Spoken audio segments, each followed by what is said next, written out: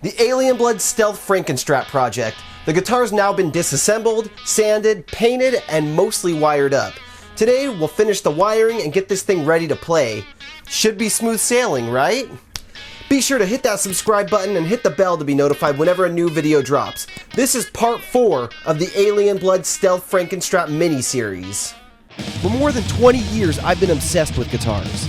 From playing them, to working on them, to buying and collecting them, I've built quite the collection of awesome custom guitars. Now, I'm turning my passion into a profession by seeking out old, beat-up guitars and giving them new life, all while trying to make a profit. I'll be searching everywhere for used gear that I can refret, rewire, repaint, whatever it takes to make it a real shredder. This is Trash to Thrash. Hello everybody, welcome back to Trash to Thrash. I'm your host Mark Murray, and this is part 4 of the Alien Blood Stealth Frankenstrat mini-series. This is a multi-part series where all week long I'm posting new episodes daily until this guitar is complete.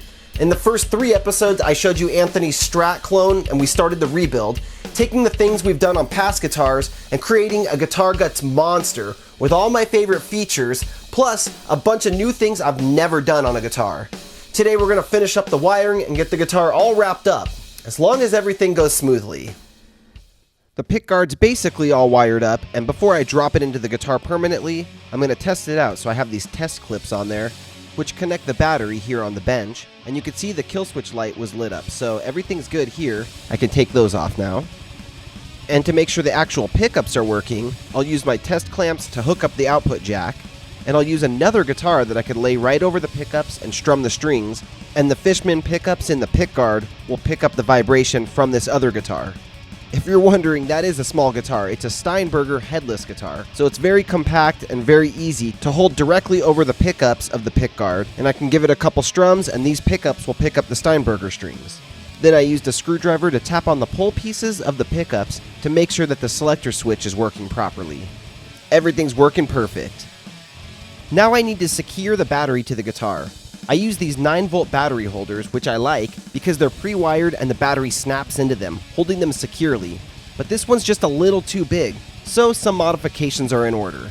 I brought it over to the bandsaw and made some cuts so it fit into the middle pickup cavity. I think this looks pretty good, but it needs some mounting holes. And just like that, it's ready to drop in. In the past, I've painted 9-volt batteries to match guitars, but when the battery dies, the customer needs new custom painted batteries to match the guitar. I've tried to come up with a sleeve or something that can be transferred to a new battery, but I think we've kind of solved that problem with the rechargeable batteries. Another thing is the surface of the batteries. They don't feel like they take paint well. Like if you scratch them with your fingernail, they'll probably scratch the paint off, so I had to come up with something better than that. And for that, I thought of a vinyl wrap. I cut up a piece of black vinyl to wrap the battery with. Then I used my vinyl cutting machine to make some splatter cutouts using neon green material that matched the body. Then I transferred the splatter over to the battery, and it looks really good. I went ahead and did this with 2 batteries, so now the customer has a backup that looks just as good as the main battery. Here you can see the vinyl wrapped battery sitting in its place, and it looks pretty slick if I do say so myself. I've also got the wires routed through the hole I drilled over to the control cavity. I'll put the backup battery in this case with the charger, and I'll send it to the customer along with the guitar so they always have a backup ready to go in case they need to swap the batteries out. This is the output jack we're going to be using, and it's actually a stereo output jack, which is a little bit bigger than the original output jack, so we're going to have to do some modification to the jack plate. Usually my go-to tool for enlarging a hole would be a reamer like this one, but the metal's a little too hard for the reamer to really have an effect on it. So I flipped the jack plate over and mounted it to a scrap piece of wood. And now I can safely secure it in a vise without damaging the jack plate, and I can drill it out a little bit larger using just a regular drill bit. Now the stereo output jack slips right through. Success! It can be hard to get a wrench inside the jack plate, so I use a nut driver to tighten the nut fully. Since this guitar has a clear pickguard, I want the wiring in the inside of the guitar to look as clean as possible, and if you look real close in the corner, you can see I've routed a black wire along the edge. That's the ground wire that's going to go from the battery over to the output jack right here. But after wiring up the output jack and setting it into place, it's not sitting down all the way where it's supposed to. It's not lining up with the mounting holes. So I'm going to have to remove a little bit of material inside here, again using the Dremel. This time I'll be using a mini sanding drum to remove some material. The stereo output jack has an extra prong on the end, so it just needed a little material removed, and now it should fit well. And once again, the Dremel saved the day. The output jack plate fits perfectly in there now. I had mentioned before that I left a couple wires here in the wire harness to connect to the output jack and to the battery. But I wanted to find a way to make the pickguard fully removable and not hardwired all the time. So I picked up these connectors that have 5 wires on each of them, and they made up to each other. Using these, we'll be able to unplug the pickguard and completely remove it whenever maintenance is needed. I got these connectors on Amazon, and I'll include a link down in the description below, along with a lot of the other parts that I used on this build. These connectors came with 5 wires on each side, but I'm only going to be using 3 connections, so using a pin tool, I could actually remove 2 of the wires pretty easily. I bought these in bulk, so I'm going to be using them on a lot of future builds, I can tell. The color codes worked out perfect too.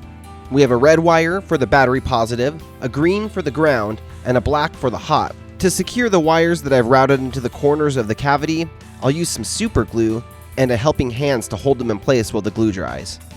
Now again, with the help of my helping hands, actually 2 of them, I'll connect the connectors wiring to the guitar's body side of the equation. After soldering the 3 wires together, I'll use a heat gun to shrink down all the shrink tubing. I use smaller 1/16 inch heat shrink for the individual wires, and then I'll use larger 3/16 inch heat shrink to slide over all my individual smaller heat shrinks just to give it a cleaner look. And I'll do the same thing over on the pickguard side. We'll join the hot wire with the black wire, we'll connect the ground to the green wire, and I'll solder the red wire over to our other red wires on the pickguard, which go to the 2 pickups and the kill switch to provide power. You can actually see there's a resistor along with the 2 red wires from the pickups because the kill switch needs a resistor to go between the battery and the wiring for it. Then I used a heat gun to shrink all the heat shrink down. I actually have a couple different heat guns, but I prefer this real small compact one over to my big large heat gun. You can get these ones on Amazon as well. The smaller one is just so much simpler to work with here on my workbench. Alright, at this point the guitar's all put back together, we got the strings on it, and it is looking awesome. I plugged it in, it sounds awesome, but there's a couple issues with the playability. The frets are pretty uneven, there's a couple high spots and low spots here and there, and I contacted the owner of the guitar, Anthony, told him what's going on, and he said, yeah, go ahead, do a fret level and recrown. So that's exactly what we're going to do. Alright, well I thought it was smooth sailing once the electronics were finished, but we still have a pretty huge hurdle. Getting this thing to play great. If you want to help support GuitarGuts and you want me to post more often on this channel, you can sign up to the Patreon page and get an extra behind the scenes video each week. Plus, you get ad-free versions of everything I post on YouTube, you get access to the GuitarGuts Discord channel, and you get automatically entered into my guitar raffles. If you just want the extra videos each week, you can join my YouTube membership for just $5 a month, and you get exclusive behind the scenes footage, and you can see more of what I'm currently working on. Also, over at GuitarGuts.com, we got all kinds of merch. GuitarGuts coasters, koozies, stickers, t-shirts, baby onesies, my signature kill boost pedal, kill switches, pickups, and even some guitars. So go pick some of that stuff up. I have links for all the things I just talked about in the description below. Guys, the finish line is in sight. This guitar is almost finished. Come back tomorrow morning for the final part of this series. Thanks so much for watching. Rock on, my friends.